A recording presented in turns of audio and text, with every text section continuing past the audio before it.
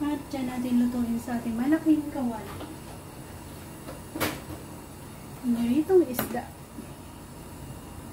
Malaki kasi ang ating isda eh. Malaking isda.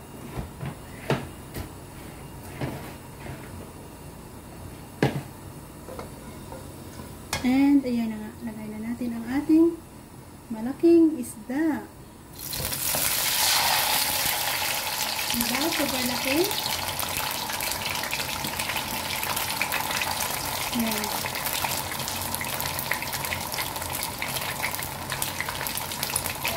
Kumusta ang lagay ng ating isda na piniprito?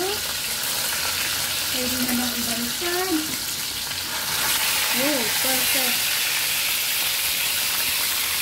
Wow. Saktong timing.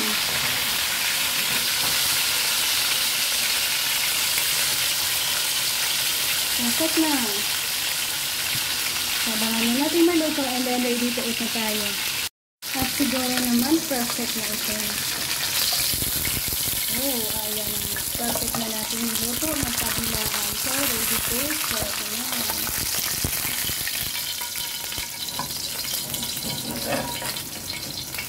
And yan natin ilagay sa ating malaking plato.